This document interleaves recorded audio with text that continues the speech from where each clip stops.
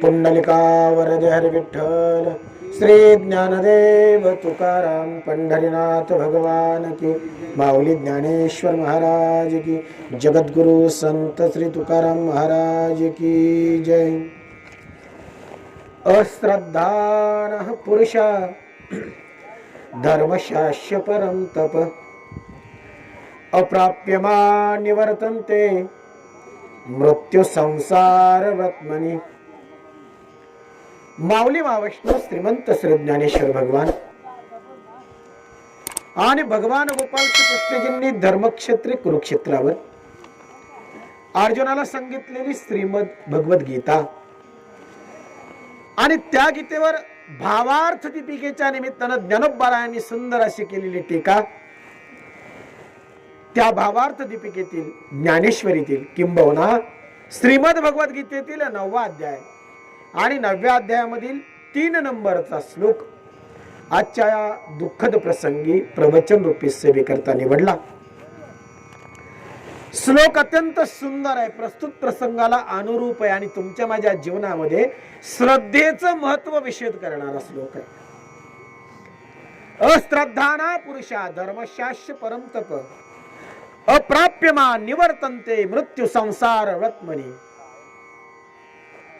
ज्ञानोबांच्या ओव्या फार सुंदर आहेत। यावर पाहे पा दूध पवित्र आणि गोड, पासी त्वचेच्या पदरा आड, परिते अवेरुनी गोचीड, अशुद्ध काय नसेवी का कमलकंदानी दुरदुरी, नांदणूक एकेची घरी, परागू सेविजे भ्रमरी, जवळीला चिखुलची उरे। काय ज्ञानोबारायांचे दृष्टांत आहेत।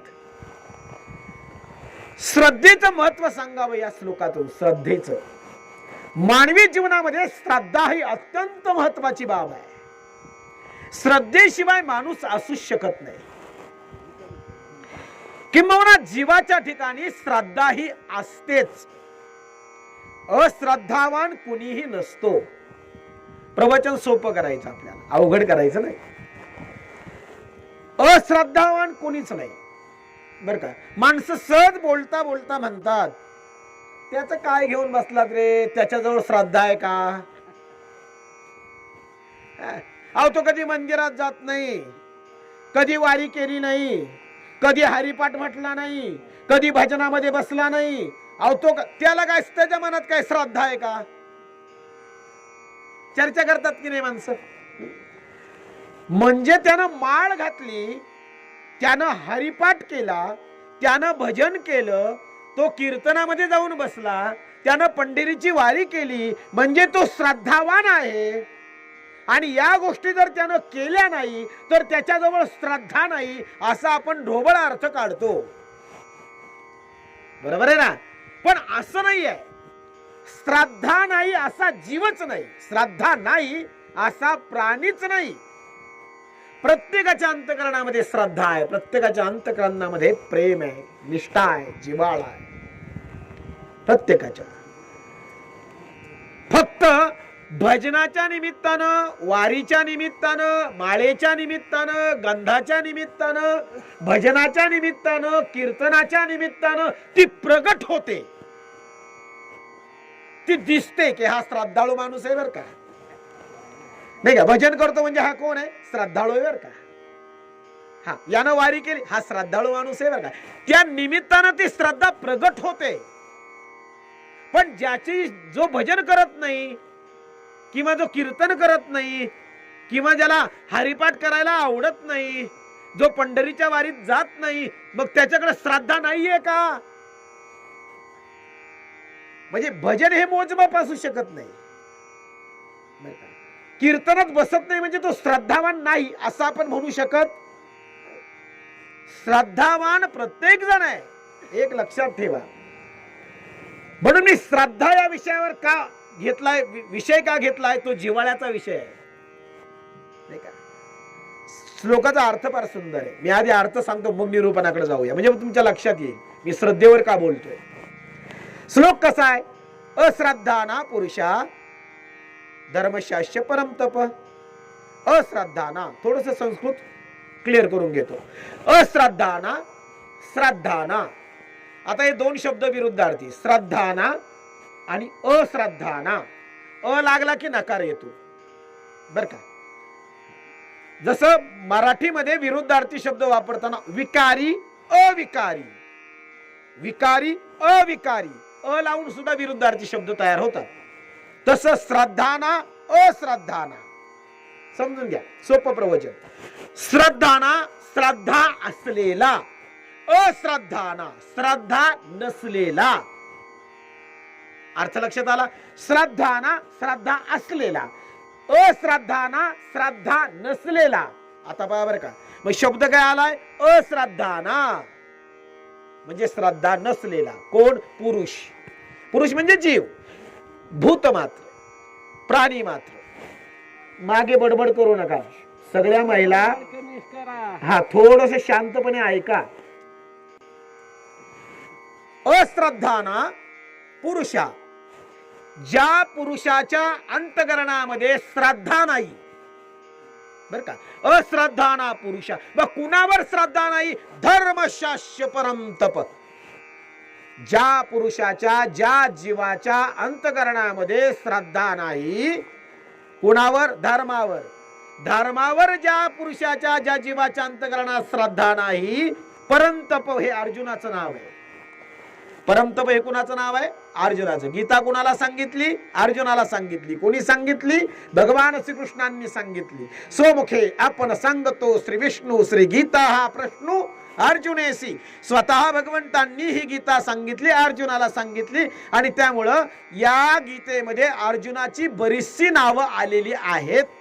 त्याच्यातलं परमतप हे एक नाव आहे अर्जुनाचं. धनुर्धारी हे एक नाव आहे. कुंतीपुत्र हे एक नाव आहे. पार्थ हे एक नाव आहे. गुडाकेश हे सुद्धा अर्जुनाचं नाव आहे. अशी बरीच नावं आलेली आहेत. त्यात परंतप, परंतप या शब्दाचा अर्थ आहे तपस्व्यांमधलाही तपस्वी, म्हणून त्याला परंतप म्हटलं गेलं. की हे अर्जुना, ज्या जीवाच्या अंतकरणामध्ये धर्माविषयी श्रद्धा नाही, त्याच्याबद्दल काय? अप्राप्यमा. आता परत जोड शब्द आहे. प्राप्य प्राप्त होणे, अप्राप्य प्राप्त होत नाही. विरुद्धार्थी.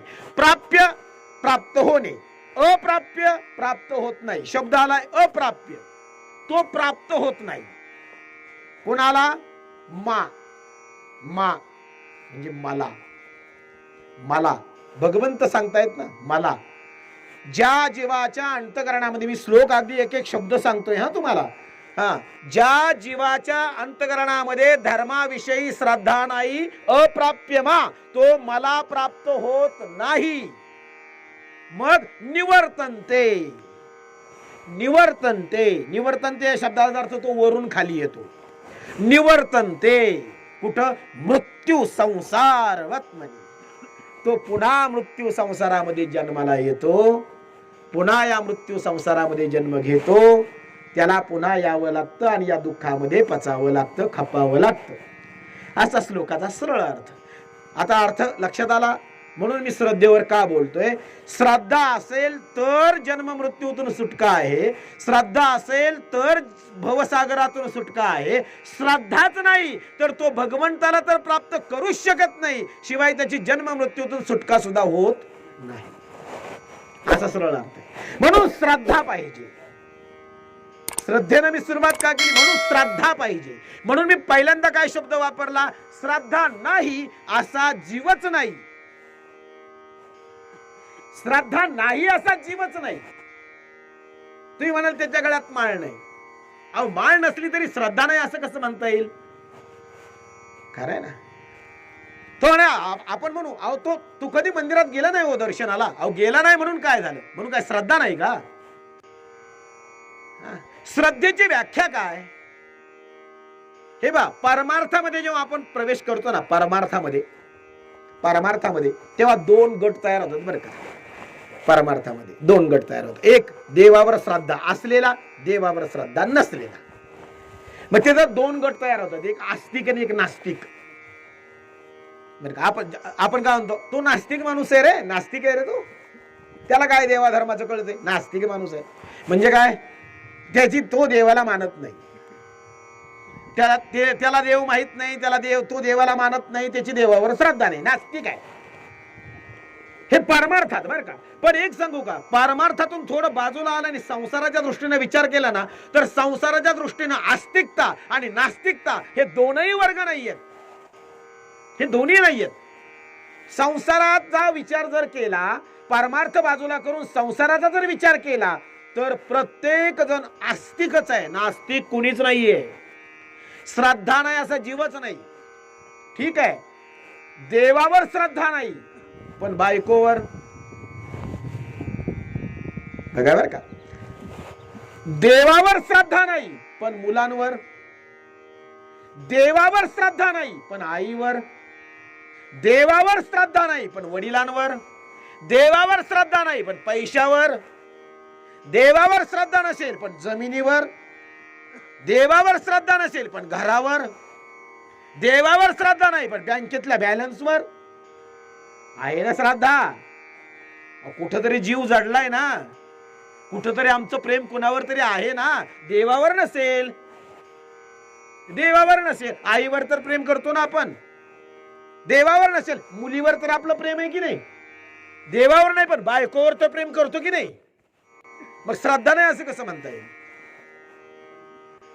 लक्षात घ्या बरं का, मी मुद्द्याकडे येणार आहे पुन्हा. श्रद्धा नाही असं कसं म्हणता येईल? श्रद्धा आहे, प्रत्येक जीवाच्या ठिकाणी श्रद्धा आहे, पण ती श्रद्धा नेमकी कुणावर असावी हा महत्वाचा मुद्दा आहे बर का. श्रद्धा नेमकी कुणावर ठेवावी हाही महत्वाचा मुद्दा आहे. कारण आमची गीता आम्हाला सांगते, आमचे संत आम्हाला सांगतात, गीतेनं स्पष्ट सांगितलं, श्रद्धा वाल्लभते ज्ञानम. श्रद्धा काय करते? श्रद्धा वाल्लभते ज्ञानम. श्रद्धा ज्ञान उत्पन्न करते. ज्ञानाची उत्पत्ती श्रद्धेतून आहे. ज्ञानाची जननी श्रद्धा आहे. बघा बर का, हा म्हणजे सिद्धांत कसा सुंदर चाललाय पहा पुढं. श्रद्धा वाल्लभते ज्ञानम, श्रद्धेमुळे ज्ञान वाढतं, किंवा ज्ञानाची जननी, ज्ञानाची आई श्रद्धा आहे. आता तुम्ही म्हणाल, ज्ञानाची आई जर श्रद्धा आहे, श्रद्धेतून जर ज्ञानाची उत्पत्ती आहे, ऊन पडते ना, छान, आता बरं वाटतं जरा. श्रद्धेची उत्पत्ती जर ज्ञानातून आहे, माफ करा, ज्ञानाची उत्पत्ती जर श्रद्धेतून आहे, तर ते ज्ञान सुद्धा कसं आहे? ते ज्ञान सुद्धा कसं आहे? ज्ञानाबाबत सुद्धा सांगितलं गेलं बरं का, की नाही ज्ञानेन सदृश्यम पवित्रम इह विद्यते. गीता सांगते, नाही ज्ञानेन सदृश्यम पवित्रम इह विद्यते. म्हणजे काय? ज्ञानासारखी पवित्र वस्तू या जगात दुसरी कुठलीच नाही. ज्ञान कधीच मलिन होत नाही, ज्ञान कधीच अशुद्ध होत नाही, ज्ञान कधी बाटत नाही, ज्ञान कधी विटाळत नाही. ज्ञान हे नेहमी शुद्ध आहे. म्हणून ते नाही ज्ञानेन सदृश्यम पवित्रम इह विद्यते. ज्ञानासारखी पवित्र वस्तू नाही. आणि ज्ञानानं काय प्राप्त होतं? ज्ञानी आत्मदर्शन. ज्ञानी आत्मदर्शन, ज्ञानानं आत्मदर्शन घडतं. बघावर कुठं गेलाय सिद्धांत. श्रद्धेतून ज्ञान, ज्ञानातून आत्मदर्शन, आत्मलाभ. आणि आत्मलाभ हा परमोच्च लाभ आहे. तुका म्हणे, आता लाभ नाही या परता, याच्यापेक्षा वेगळा लाभ असू शकत नाही. मग इथपर्यंत आपण पोहोचलो, ते श्रद्धेतून पोहोचलो, हे लक्षात घ्या. म्हणून श्रद्धा कुठं असावी, कुणावर असावी, ही फार महत्वाची गोष्ट आहे. हे पहा, श्रद्धा ज्ञान निर्माण करतं आणि ज्ञान आनंद देतं. भक्ती का करतो तुम्ही आम्ही? किंवा देवाचं नामस्मरण का करायचं? आम्हाला सांगतात, देवाचं नाव घ्या, भक्ती करा, वारी करा, भजन करा, कीर्तन करा. का करा? त्यातून तुम्हाला काय मिळतं? त्यातून मिळतो आनंद, त्यातून मिळतो सुख, त्यातून मिळतं समाधान. बरोबर? भक्ती का करावी? नामस्मरण का करावं? वारी का करावी? भजन का करावं? चला, संसाराच्या रामरगाड्यातून या दुःखी कष्टी जीवांना थोडाफार कुठेतरी समाधानाचा अनुभव मिळावा, आनंद मिळावा. म्हणून आम्ही वारी केली की नाही, म्हणून भजन केलं की नाही. म्हणजे बघा की भजन करणं समाधानासाठी, नामस्मरण करणं समाधानासाठी, वारी करणं समाधानासाठी, श्रद्धा भक्ती परमार्थ आनंदासाठी आहे. म्हणजे काय लक्षात घ्या, श्रद्धेनं आनंदाची प्राप्ती होते, श्रद्धेनं आनंदाची प्राप्ती होते, श्रद्धेनं सुखाची प्राप्ती होते. मग तुमच्या आमच्या अंतःकरणामध्ये देखील श्रद्धा आहे, पण मग आम्ही सुखी आहोत का? बरोबर का? मी आधी काय सांगितलं, प्रत्येक जीव श्रद्धावान आहे, कुणीच श्रद्धा नाही असा जीव नाही. बारकाईने प्रवचन ऐकताय, सगळ्यांना समजतंय अगदी. चला, प्रत्येक जीव श्रद्धावान आहे, प्रत्येक जीवाच्या ठिकाणी श्रद्धा आहे, इथपर्यंत झालं. बरं, श्रद्धा आहे, श्रद्धा आनंद देते, श्रद्धा जी आहे ना ती आनंद देते. मग आमच्याही अंतःकरणात श्रद्धा आहे, पण आम्ही आनंदी आहोत का? आम्ही सुखी आहोत का? आम्ही समाधानी आहोत का? नाही ना. म्हणजे आमची श्रद्धा आहे खरी, पण ती चुकीच्या ठिकाणी आहे. आम्ही श्रद्धा ठेवली नाही असं नाही, आम्ही प्रेम करतो नाही असं नाही, पण कुणावर प्रेम करावं, कुणावर श्रद्धा ठेवावी हे गणित आम्हाला अजून उलगडलं नाही. आम्ही पैशावर प्रेम केलं, आम्ही घरावर प्रेम केलं, आम्ही बायकोवर करू नका असं मी म्हणत नाही बरं का. नाही तर तुम्ही म्हणाल आम्हाला सांगताय करू नका, तुम्ही काय करता. मुद्दा नीट लक्षात घ्या. बायकोवर प्रेम केलं, मुलांवर केलं, आईवर केलं, वडिलांवर केलं, पैशावर केलं, जमिनीवर केलं, घरावर केलं, इस्टेटीवर केलं, इकडं प्रेम केलं, पण देवावर नाही केलं. बरोबर. मग आम्ही दुःखी का? त्याचं कारण आहे, त्याचं महत्वाचं कारण आहे. जिथं आम्ही श्रद्धा ठेवल्यात ना, मग ती व्यक्ती असो अथवा वस्तू असो, ती व्यक्ती आणि त्या वस्तू संपणाऱ्या आहेत, नाशिवंत आहेत. बरोबर आहे. कुठपर्यंत आम्हाला ती वस्तू किंवा ती व्यक्ती सुख देईल, ती आहे तोपर्यंत. बरोबर. आमच्या खिशातला पैसा कुठपर्यंत आम्हाला सुख देईल, तो खिशात आहे. पैसा संपला की दुःखच आहे ना. घरात आम्हाला सुख कुठपर्यंत, जोपर्यंत ते घर आमच्या मालकीचं आहे. भूकंप आला घर पडलं, पूर आला घर वाहून गेलं, दुःख आहे ना. जमीन कुठपर्यंत सुख देणार आहे? आमच्या नावावर उतारे आहेत, परिस्थिती बिघडली आणि जमीन विकावा लागली की दुःख. एक लक्षात घ्या, संसारातली कोणतीही वस्तू ही नाशिवंत आहे, ती नाशवान आहे, तो तिचा स्वभाव आहे. बर का. संसाराचा स्वभावच आहे. इथं जे जन्मत ना ते मरत. संसारामध्ये मग ती सजीव वस्तू असू द्या अथवा निर्जीव असू द्या, संसारामध्ये जो जन्माला येतो ना त्याचा विनाश निश्चित होतो, तो निश्चित मरतो. उत्पत्ती आहे तर लय सुद्धा आहे, सर्जन होतंय तर विसर्जन सुद्धा होणार आहे. चंद्र सूर्यादी सुद्धा संपणार आहेत, त्यांनाही कुठेतरी एक शेवट आहे. म्हणून लक्षात घ्या, या संसारामध्ये प्रत्येक वस्तू ही संपणारी आहे, प्रत्येक वस्तू. आणि या संसारामध्ये जन्माला येणारी प्रत्येक व्यक्ती ही मरणार आहे. बरोबर आहे. ते टिकत नाही, म्हणून आमची श्रद्धा सुद्धा तिथं टिकत नाही. श्रद्धा कुठपर्यंत आहे? ती वस्तू ती व्यक्ती आहे तोपर्यंत. ती व्यक्ती गेली, श्रद्धा संपली. वस्तू आपल्या जवळून गेली, श्रद्धा, प्रेम संपलं. बरोबर आहे. जोपर्यंत ती गाय आपल्याला दूध देते तोपर्यंत ती त्या गायीवर आपले प्रेम. बघा बर का, गायीवर प्रेम का करतो? अहो म्हणाले ती 10 लिटर दूध देते रोज. ज्या दिवशी त्या गायीनं दूध द्यायचं बंद केलं की यानं त्या गायीचं दाव सोडलंच. म्हणलं आता काय करायचं ठेवून, चारा नाही, इकडं तरी बरं आहे, इकडं चाऱ्याला तोटा नाही. आपण म्हणाले दूधही देत नाही, हे लेकरांना मारायला लागली म्हणली, हे आता ठेवून काय करायचं? बघा 4-2 रुपये आपले तेवढे संसाराला उपयोगी पडतील. आता दूध देत नाही म्हणल्यावर दुसरा शेतकरी कशाला घेईन तिला? मग पर्याय काय शेतकरी शोधतो? द्या म्हणले कसायला देऊन टाका, जाऊ द्या, काय 10,000ला जायची तर 5,000 जाऊ द्या, उपयुक्त नाही दूध. म्हणजे आतापर्यंत तिच्यावर प्रेम करत होता, आता दूध नाही देत मग प्रेम संपलं. अशा आमच्या श्रद्धा आहेत. आमची श्रद्धा फक्त फायद्यापुरती आहे. हा, फायदा होतोय ना तोपर्यंत प्रेम, फायदा संपला असं आमचं आहे. म्हणून आमच्या श्रद्धा आहेत ना, ह्या शाश्वत नाहीयेत, शाश्वत गोष्टीवर नाहीयेत, हे लक्षात घ्या. शाश्वतावर प्रेम असेल ना तर रडण्याचं कारण नाही. तुम्ही आम्ही दुःखी का? आम्ही प्रेमच नशिवतेवर करतो, नाशिवंतावर प्रेम आहे आमचं. आमचं प्रेम नाशिवंतावर आहे, म्हणून आम्हाला रडावं लागतं, म्हणून आम्ही दुःखी आहेत.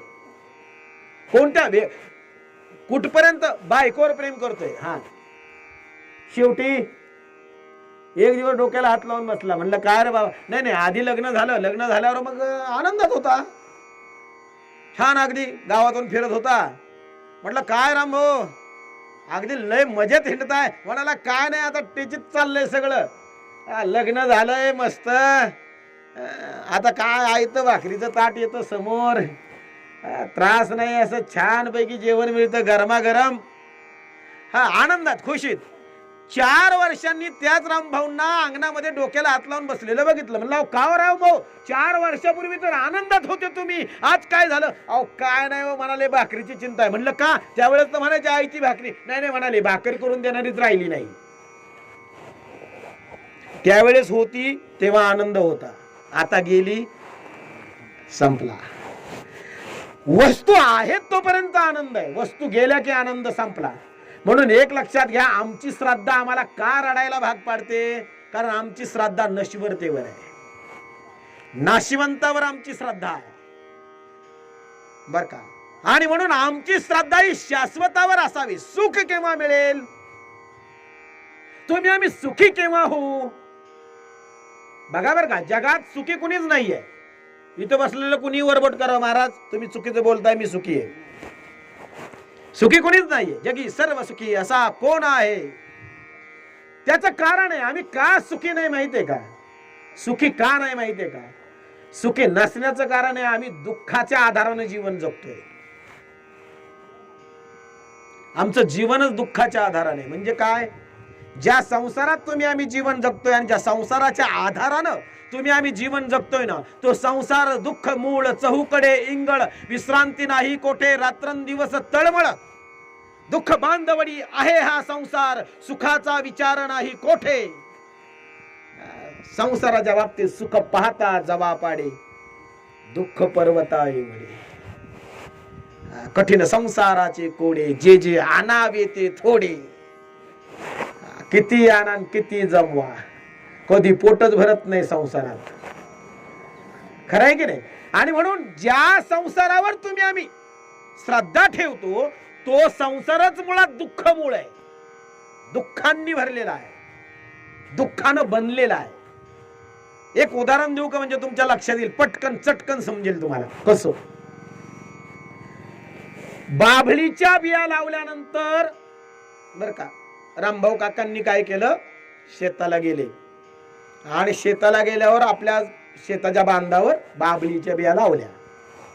बाभळीच्या बिया लावल्या, त्याला कुंपण केलं, पाणी घातलं आणि रोज काठी घेऊन राखणाला बसायची. बिया कसल्या लावल्यात? बाभळी. राखण करायची, रोज राखण करायची. सकाळीच उठायचे, 2 बादल्या भरून घ्यायचे आणि शेताला जायचे. त्या बांधावर जिथं बिया लावल्यात बाभळीच्या त्याला पाणी घालायचे आणि दिवसभर तिथं राखण करत बसायचे. गावातल्या बाळूनं बघितलं, म्हणले हे रामभाऊ काका रोज बादल्या घेऊन जातात शेताला पाणी घेऊन आणि दिवसभर त्या ठिकाणी डोळ्यात तेल घालून राखण करतात, काय लावलंय? विशेष काहीतरी झाड असलं पाहिजे. म्हणून एक दिवस बाळूनं विचारलं, काका एक विचारू का? म्हणले काय? तुम्ही रोज पाणी घेऊन जाताय बादल्या भरून 2 शेताला, काय लावलंय व विशेष त्या बांधावर तुम्ही? ते म्हणले वाड्या तुला नाही सांगायचं, तू अख्ख्या गावात बोबाटा करशील. हो म्हणले नाही करणार, मला सांगा तर काय लावलंय. नाही नाही म्हणले, सांगणार नसतील तर मग सांगतो. नाही सांगणार म्हणले, सांगा काय. इकडे कोणी ऐकायचं कान करू इकडे. बाबळीच्या बिया आहेत, बाबळीच्या. बाळून डोक्याला हात लावला, म्हणले बाबळीच्या बिया कुठं तोटा गेलाय म्हणले, अख्या रानात बाबळीच बाबळी ना. हा तुम्ही बाबळीच्या बिया लावल्या, एवढं काय जपताय त्याला, एवढं काय जपायचं म्हणाले. अगदी सकाळीच उठताय, बादल्या घेऊन जाताय, एवढे कष्ट करताय, दिवसभर राखण करताय, एवढं काय जपायचं. बाबळीच्याच तर बिया आहेत ना. रामभाऊ काका म्हणले बाबळीच्या बिया आहेत खऱ्या बर का बाळू, बाबळीच्या बिया आहेत, ऐकताय ना, बाबळीच्या बिया आहेत खऱ्या, पण तुला माहित नाही अजून 25 वर्षांनी याच ठिकाणी तुला मस्त हापूस आंब्याची झाडं उगवलेली दिसतील. नाही कळलं? बिया कसल्या आहेत? बाबळीच्या. कंची झाडं उगतील म्हणले? हापूस आंब्याची. कसं शक्य आहे? शक्य आहे का? बाबळीच्या बिया लावल्यात आणि ते म्हणतात 25 वर्षांनी काय उगतील इथं? हापूस आंब्याची झाडं, मस्त आंबे लागतील म्हणाले बाळू. त्यावेळेस कदाचित मी असेल नसेल, पण तुला तर आंबे खायला मिळतील.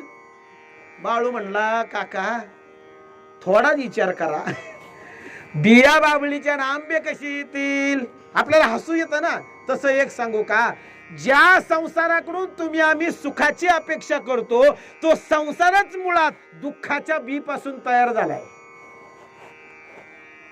कळलं का नाही? आता संसाराचं बीज दुःख आहे. संसार दुःख मूळ दुःखाच्या बी पासून हा संसाराचा वृक्ष तयार झाला. मग त्याला सुखाची फळं लागतील का?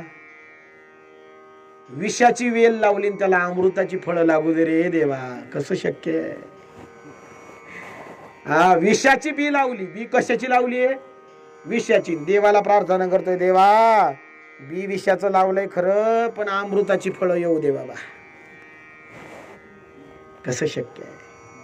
तसं आम्ही संसारात जगतो आणि देवाला म्हणतो देवा सुखी ठेव. कसं शक्य आहे? कसं शक्य आहे? संसारात राहून कुणी सुखी होऊ शकत नाही. तसं संसारावर श्रद्धा ज्याची आहे ना, त्याला रडावंच लागेल, हे लक्षात ठेवा. त्याला पश्चातापाला सामोरं जावंच लागेल, त्याला रडावंच लागेल, अन्य पर्याय नाही. म्हणून तुम्ही आम्ही रडतो, तुम्ही आम्ही दुःखी आहोत, तुम्ही आम्ही कष्टी आहोत. प्रत्येकाच्या जीवनामध्ये विवंचना आहे, दुःख आहे, त्रास आहे, संकट आहेत. का? आम्ही संगतच त्याची केली आहे, संसाराची. आणि संसारात दुसरं काय उगवणार महाराज? बिया काटेरी असल्यावर काटेच उगवतात. तसं संसार जर दुःख मूळ आहे तर तिथं दुःखांचीच उत्पत्ती होईल, सुखाची कशी उत्पत्ती होणार? नाही का? आणि म्हणून तिथं सुख नाही. म्हणून संसारावर ठेवलेली श्रद्धा कधीही तुम्हाला आनंद देऊ शकत नाही, कधीच नाही. मग ती पैशावर असू द्या, जमिनीवर असू द्या, मुलाबाळांवर असू द्या, आई वडिलांवर असू द्या, बायकोवर असू द्या, जमीन जुमल्यावर असू द्या, कशावरही श्रद्धा ठेवा. सांसारिक वस्तू अथवा व्यक्तीवर श्रद्धा ठेवली की ती आम्हाला दुःखच देणार, ती सुख देऊ शकत नाही. तरीही माणसं संसार सोडायला तयार होत. चटके रोज बसतात की नाही? मग आता तुम्ही म्हणाल संसार सोडायचा म्हणजे महाराज काय करायचं नेमकं? आता भगवे कपडे घालू का? चिमटा घेऊ का एखादा हातामध्ये?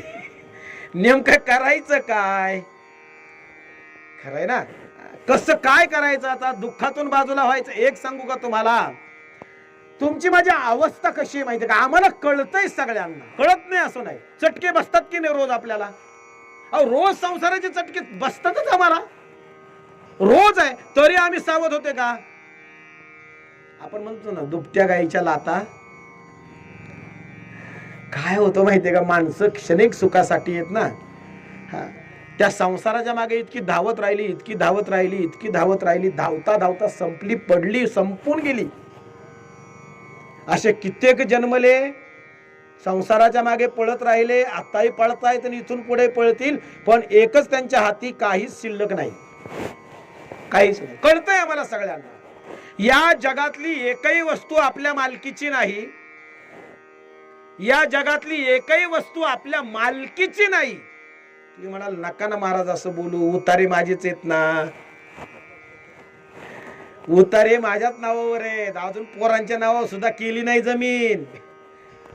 उतारे दाखवू का तुम्हाला? मालक मी आहे, घराचा मालक सुद्धा मी आहे. पण एक लक्षात ठेवा, आपण आहोत तोपर्यंतच मालकी आपली आहे. हे तर लक्षात येते ना. आपण गेल्यावर मालक कोण आहे? बरं, आपल्या आधी कोण मालक होता? ज्या जमिनीचे उतारे आता आपल्या नावावर आहेत त्या जमिनीला आपल्या आधी कोणीतरी दुसरा मालक होता की नाही? त्याच्याकडून आपण घेतली म्हणून आता मालक कोण झालो? आपण झालो. आपण गेल्यावर मालक दुसराच कोणीतरी होईल. लक्षात घ्या, या संसारातल्या सगळ्या वस्तू जिथल्या तिथे मालक बदलतात. मालक बदलतात. एसटी आहे तीच आहे, प्रवासी बदलतात. म्हणून प्रवाशानं असं गाडीत बसलं म्हणायचं नाही 10 लाखाची माझ्या मालकीची.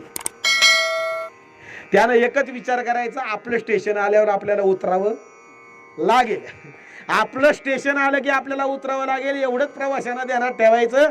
नाहीतर आत बसलं तिकीट काढल्यावर असं अजिबात म्हणायचं नाही की 11-10 लाखाची 11 लाखाची आपल्याच मालकीची. ना ना ना, त्यानं ध्यान ठेवायचं आपल्याला उतरावं लागेल. तसं या संसाराच्या गाडीत आपण बसलोय ना, ते एक लक्षात ठेवायचं, आपल्याला जावंच लागेल. इथं आपल्या मालकीचं काहीच नाही. जरी आम्ही म्हणत असलो ना घर माझं, पैसा माझा, जमीन माझी, आपल्या मालकीचं काहीच नाही. खरंय की नाही? घर तुमचं आहे का? एक जण मला म्हटलं बरं का, एकदा काय आलं, गावात असंच गेलो कार्यक्रमाच्या निमित्तानं. बाबा कार्यक्रमाच्या निमित्तानं गेल्यानंतर ते आले कार्यकर्ते. त्याच्यातला एक कार्यकर्ता म्हटला, महाराज चला आपल्या घरी जायचं, चहा वगैरे घेऊन येऊ, जरा फ्रेश होऊन येऊ. म्हणलं चला.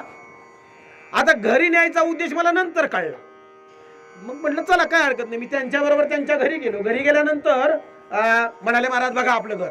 म्हटलं वा, छान आहे, सुंदर आहे, चला तुम्हाला घर फिरून दाखवतो. मग हळूहळू उद्देश लक्षात यायला लागला. चला म्हणाले तुम्हाला घर फिरून दाखवतो. मग चला म्हणाले, हवा ही थोरल्यासाठी इकडं ही खोली, ही धाकट्यासाठी इकडं, वरचा मजला काढलाय ते मधल्यासाठी काढलाय. असं त्यानं सगळं घर मला फिरून दाखवलं. फिरून दाखवल्यानंतर मग मला म्हणे, महाराज तुम्हाला खरं सांगू का, 2 वर्षापूर्वी या घराच्या जागेवर इथं ऊसाच्या पाचटाचं झोपडं होतं. बरं का महाराज, ऊसाच्या पाचटाचं झोपडं होतं. 2 वर्षात म्हणले महाराज ही मोठी बिल्डिंग उभी केली. म्हणले एवढं घर अख्ख्या गावात असं घर नाही महाराज, तुम्ही पाहून या. आपल्या घरासारखं घर नाही. म्हणले 4 मजली घर उभं केलंय. किती? 4 मजली घर उभं केलंय. म्हणले महाराज 2च वर्षात, 2च. म्हणलं खरंय.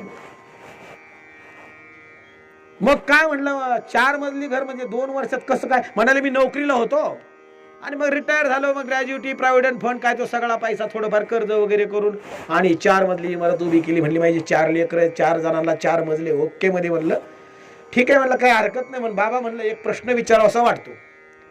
हा म्हणलं विचारा ना, काय अडचण नाही. सिमेंट कुठून आणलं, वाळू कुठून आणली? म्हणलं मला काही घर नाही बांधायचं, मला ते प्रश्न नाही विचारायचे. मला प्रश्न हा विचारायचा आहे, हे घर कुणाचं?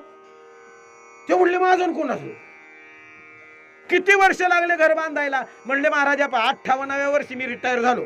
58व्या वर्षी रिटायर झालो. पुढच्या 2 वर्षात मी घर बांधलं. म्हणजे 60 वर्ष माझ्या आयुष्यातली, मी माझ्या आयुष्यातली 60 वर्ष घातल्यात, तेव्हा हे 4 मजली घर उभं राहिलं. म्हणजे किती वर्षाची कमाई आहे 4 मजली घर? 60 वर्षाची कमाई. बरं का, ऐकताना बरं काही ना, 60 वर्षाची कमाई आहे. ठीक आहे म्हटलं बाबा, तुम्ही तुमच्या आयुष्यातली 60 वर्ष घालवलीत, तेव्हा तुम्ही हे 4 मजली घर उभं केलं. बरोबर. मला एका प्रश्नाचं उत्तर द्या, घर तुमचंच का? म्हणले मग उतारे दाखवू? म्हणलं नाही नाही, विश्वास आहे तुमचंच. ठीक आहे. मग म्हटलं का बाबा, हे घर जर तुमचं आहे तर मला पुढच्या प्रश्नाचं एक उत्तर द्या की तुम्ही गेल्यानंतर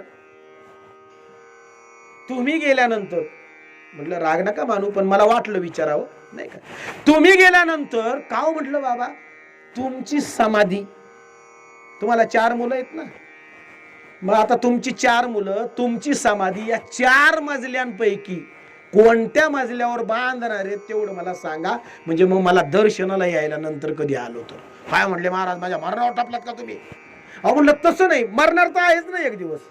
कोण अहो राजाही गेला रंकही गेला, मरणार प्रत्येक जण आहे. मला एक सांगा, हे 4 मजली घर तुमच्या मालकीचे, तुम्ही छातीला हात लावून सांगता की नाही उतार्यावर नाव माझं आहे, मालक मी आहे. मग तुम्ही जर मालक आहेत तर तुमच्या घरात तुम्हाला जागा पाहिजे की नको? पाहिजे. मग तुम्ही गेल्यानंतर तुमची समाधी या 4 मजल्यापैकी एखादा तो मजला तुमच्या पोरांनी तुमच्यासाठी रिकामा करायला पाहिजे की नको? करायलाच पाहिजे, करायला पाहिजे की नाही? पण नाही हो महाराज. सावडतात कितव्या दिवशी सावडतात? दुसऱ्या दिवशी सावडतात ना. मग सावडणे म्हणजे काय? अस्थि संचयन. अस्थि संचयन करणे, अस्थि गोळा करून आणतात मडक्यामध्ये. ठीक आहे. मग मला एका प्रश्नाचं उत्तर द्या. ते अस्थि संचयन केल्यानंतर ते मडकं तुम्हाला घरात ठेवून देतात का? काय म्हणतात घरातले? नाही नाही, तुम्ही घुसच घेऊन घरात. कसं काय? नाही नाही म्हणायचं, मला घरातच ठेवायचं. घुसूनच देणार नाही तुम्हाला ते अस्थि केलंच घेऊन, नाहीच घुसू देणार. ते काय म्हणतात माहिती का? तिकडे ठेव, बाहेर ठेव, ठेव बाहेर, तिकडे जमिनीत गाडून ठेव, शेतात वावरात गाड कुठंतरी, नाही तर झाडाला टांगून ठेव. जाऊ गंगेला तेव्हा घेऊन जाऊ, इकडे कुठं घरात घेऊन चाललाय? तिकडे ठेव झाडाला टांगून ते मडकं. आता दोऱ्या मजबूत असल्या तर बरे, नाही तर वाऱ्याने तुटलं का वावरातच विसर्जन. अवघड आहे. दुसऱ्याच दिवशी त्याला घरात प्रवेश आहे का? दुसऱ्या दिवशी नाही ना. दुसऱ्या दिवशी सावडतात की नाही? आणि जिवंत होता तेव्हा काय म्हणायचा? घर माझं. किती वर्षाची कमाई? 60 वर्षाची कमाई.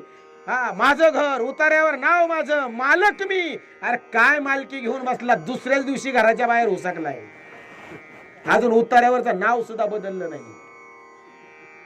हा, घर माझं, पैसा माझा. एक लक्षात घ्या, संसारातली कोणतीच वस्तू आणि कोणतीच व्यक्ती आपली नाही. एक वाक्य डायरीत लिहून ठेवा, एक वाक्य सगळ्यांनी. कोण तुम्ही जमवलेल्या व्यक्ती आणि तुम्ही जमवलेल्या वस्तू या केवळ आणि केवळ स्मशानापर्यंतच तुमची सोबत करतील. स्मशानाच्या पुढे तुमची सोबत कोणीच करणार नाही, कोणीच नाही. तुम्ही जमवलेल्या व्यक्ती आणि तुम्ही कमवलेल्या वस्तू या फक्त स्मशानापर्यंतच सोबती असतात. स्मशानात सुद्धा कोण थांबतय? कोण थांबतं स्मशानामध्ये? महाराज, आवाज झाला ना, आवाज कळला का? आवाज कवटीचा आवाज झाला ना, म्हणले चला चला चला, म्हणले आवाज झाला, चला आता कशाला थांबाय? मी ऐकलं ना आवाज, मी ऐकलं, चला चला. कवटी फुटली, मडकं फुटलं का, माणसं फिरली. मग तिथं कोण राहत? जवळची 4-2 पुरा करायला. लाव लाकूड, लाव लाव लाव, तिकडून लाव लाव लाव, लाकूड टाकलं, टाक वरून टाक, होऊ दे पुरा, होऊ दे पुरा. पार राख होईपर्यंत 4-2 थांबतात. शेवटी ते बिचारे किती वेळ थांबणार? ते म्हणले झाला पुरा, झालाय, चला टाइम झालाय, म्हणले चला आता निघा, आता कवर बसायचं, भुका लागल्यात, चला म्हणले. पाहुणे आहेत घरी, चला म्हणले. आता थांबून काय होणार आहे? चला म्हणले. काय असेल ते व्यसन भाकर खाऊ, आता काय करतो, चला म्हणले. एकट्याला जाळावं लागतं स्मशानात. एकट्याला जाळावं, राख होऊन पडतं. एकट्याला राख होऊन एकटं स्मशानात जळावं लागतं. कोणीच कुणासाठी जळत नाही, एवढं लक्षात ठेवा. शेवटी राखच होणार आहे, राखच. श्रीमंत असू द्या नाही तर गरीब असू द्या, शेतकरी असू द्या नाही तर मंत्री असू द्या, साहेब असू द्या अथवा शिपाई असू द्या, कोणीही असू द्या, शेवटी राखच. एवढं लक्षात ठेवायचं. ज्याला आम्ही आयुष्यभर जपतो, ज्याला आम्ही आयुष्यभर गोंजारतो, अंजारतो, या शरीराची शेवटी काय? राख. ती राख सुद्धा घरात आणून देत नाही, तिकडं बाहेरच. परस्पर आपण गेलो की संबंधायचा आपला संबंधच संपला या संसाराशी. शेवटी राख आहे. एक साधू महाराज स्मशानाच्या बाजूने चाललेत, बरं का. एक साधू महाराज स्मशानाच्या बाजूने चाललेत. त्यांनी स्मशानाकडे सहज बघितलं तर स्मशानामध्ये 2 चिता जळत होत्या. 2 चिता. स्मशानाच्या बाजूने जाताना साधूने बघितलं स्मशानात 2 चिता जळतायत. एक व्यक्ती त्या दोनही चिता सावरतोय. हे लाकूड पडलं तर वर टाक. साधू महाराज सहज दर्शनाच्या निमित्तानं तिकडे गेले. म्हणाले चला कुणीतरी चितेचं दर्शन घ्यावं म्हणतात, किंवा मनुष्य जर एखादा गेलेला रस्त्यानं अंत्ययात्रा जर चालली तर सहज त्याला नमस्कार करावा. का? ते पार्थिव आहे. हा, त्याला नमस्कार करावा. जर रस्त्यानं पण जात असताना जर प्रेत अंत्ययात्रा जर कोणाची चालली असेल तर सहज हात जोडावेत, कारण गेलेली व्यक्ती पूजनीय आहे, पार्थिव आहे. म्हणून साधू महाराजांना वाटलं चला 2 व्यक्ती गेल्यात कोणीतरी गावातल्या, जावं दर्शन करावं आणि मग पुढे निघावं.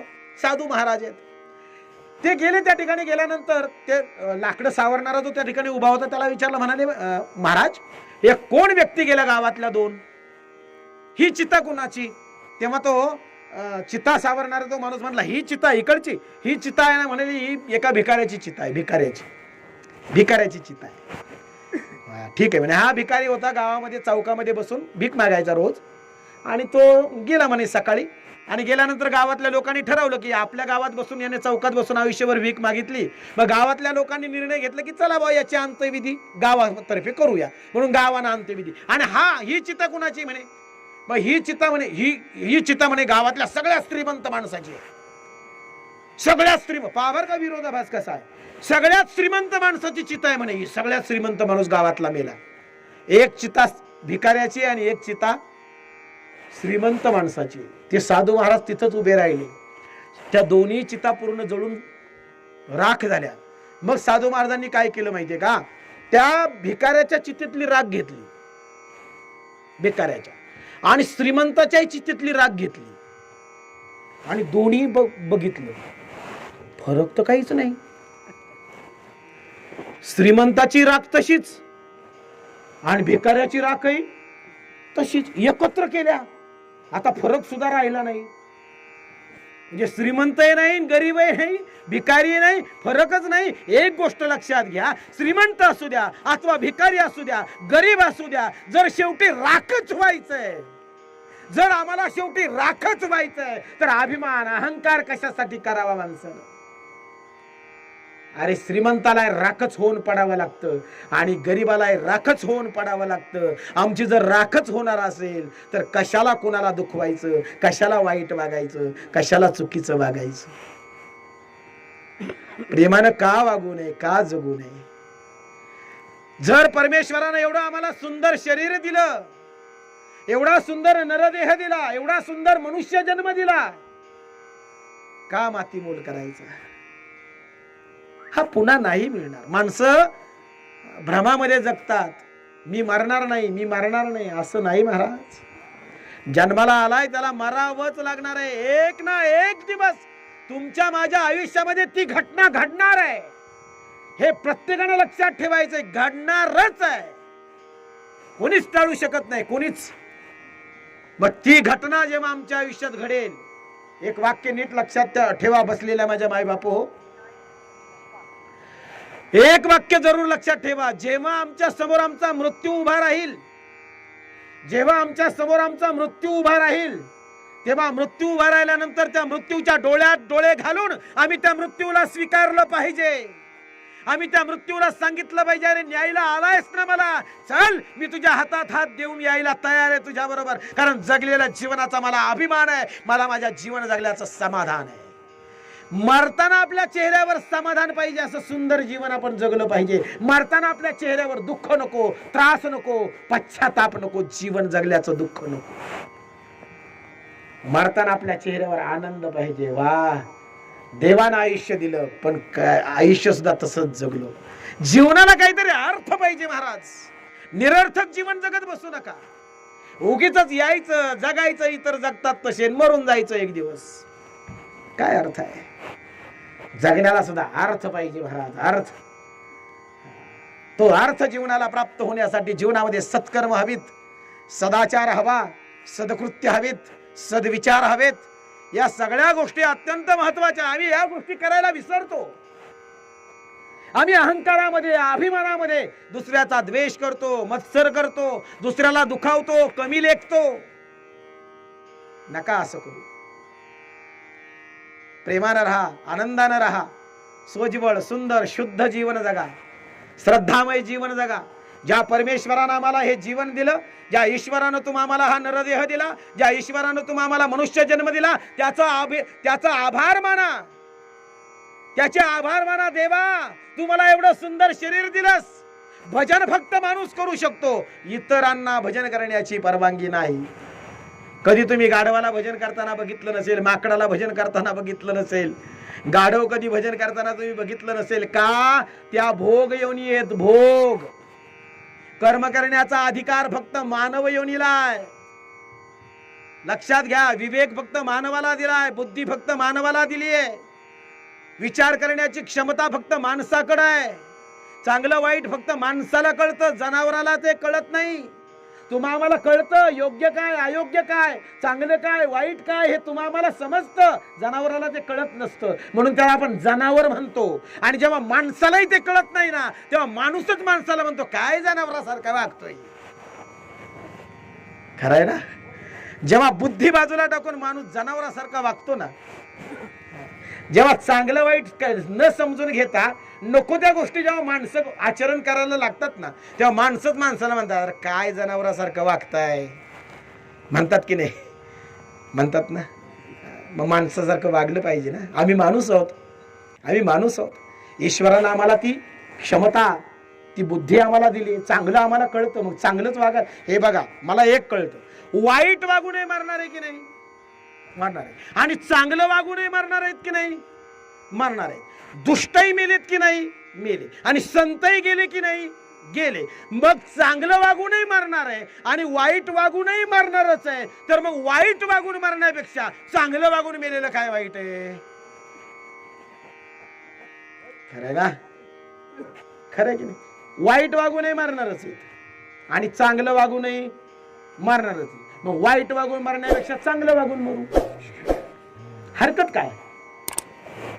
पण माणूस ती बुद्धी, तो विचार माणसं करत नाही, नाही करत. चाललंय चाललंय, जगतायत जगतायत, नाही का? आला वार चांगला चालला, आला वार चालला, आला उठला, फिरला गेला, झोपला, खाल्लं पिल्लं, एक दिवस मरण आलं, संपला. 2 दिवस माणसं रडली, 10व्या दिवशी श्रद्धांजली अर्पण केली, संपला विषय. पुढे आठवणही नाही कुणाला आणि काही नाही. घरातल्या फोटोवरची धूळ झटकायला सुद्धा माणसांना टाइम नसतो. मग बरं का, घरातल्या फोटोवरची धूळ झटकायला सुद्धा टाइम नसतो माणसांना. कोणी कुणासाठी थांबत नाही. माय बापू, आपला भ्रम आहे. आपण जीवनभर भ्रमात जगतो, भ्रमात जगतो. आणि आपला एकच गैरसमज असतो, मी नसलो तो यांचं काय, मी नसलो तर बाकीच्यांचं काय. काही कोणाचं काही अडत नाही, एवढं लक्षात ठेवा. आपणच भ्रमात जगत असतो. मी मेलो तर बाकीच्यांचं कसं, बाकीच्यांचं काय. अहो 2 दिवस रडतात, 8 दिवस रडतात. हे बघा, मी अशी बरीच घरं बघितली. अहो म्हणाले काय सांगायचं, त्याचं कुटुंब बसलं. म्हणलं का? अहो म्हणाले घरातला करता होता तो, त्याला 3 मुलं आहेत, म्हातारे आई बाप आहेत, बायको आहे, नाही का? अहो तो गेला म्हणाले, आता त्याच्या घराचं कसं, त्याच्या बायकोचं कसं, त्याच्या मुलांचं कसं, त्याच्या म्हाताऱ्या आई वडिलांचं कसं. अहो म्हणाले घरच बसलं, ते करता माणूस गेला घरातला, नाही का? आणि अख्खं गाव हळहळ करत होतं. वर्षानंतर त्याच गावाला मला दशक्रियेचा कार्यक्रम आला.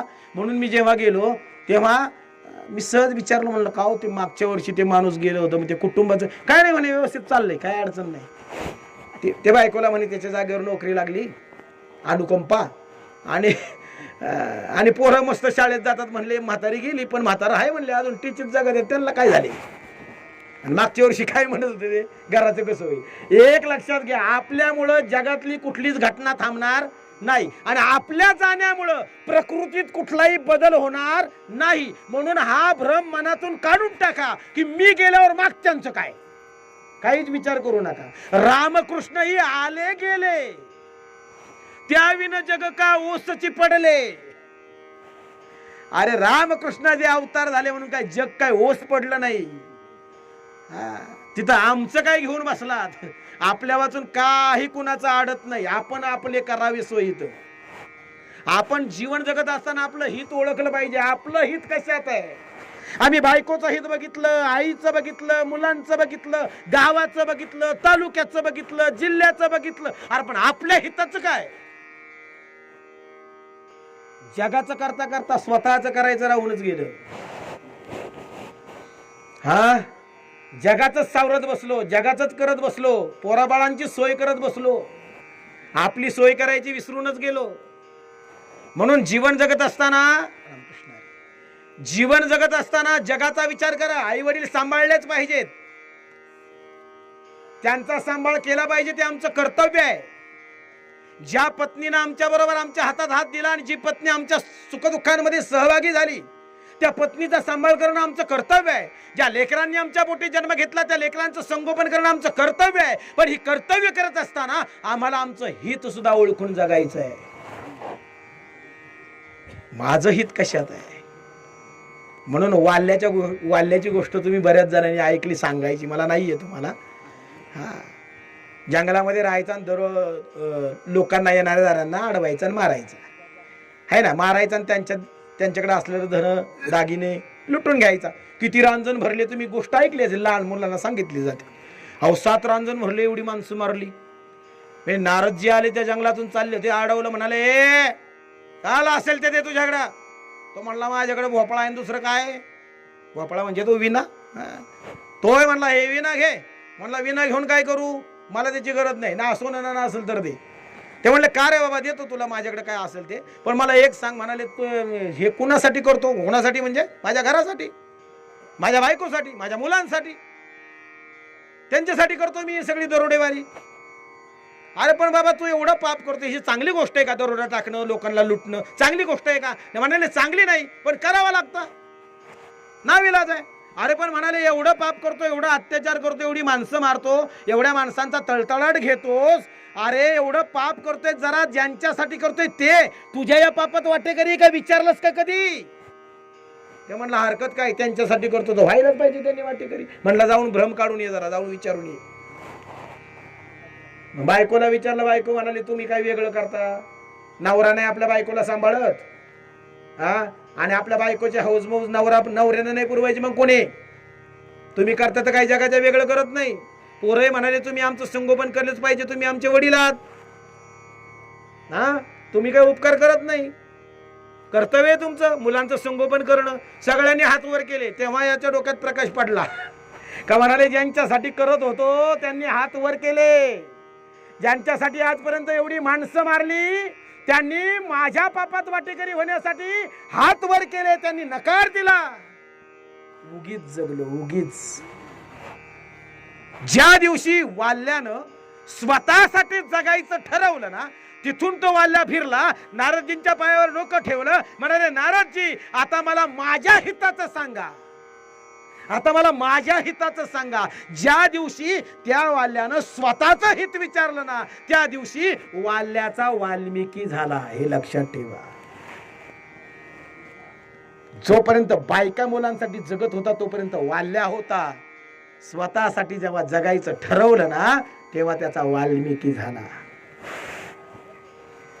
म्हणून एक लक्षात ठेवा, आम्ही जगतोय कोणासाठी? जगलंच पाहिजे. आणि एक लक्षात घ्या, भ्रम बाजूला, म्हणजे एक गोष्ट लक्षात घ्या, अट्टहासानं कधी टोकाचे विचार करायचे नाही, कधी टोकाचे विचार करायचे नाही. माणसं म्हणतील की जर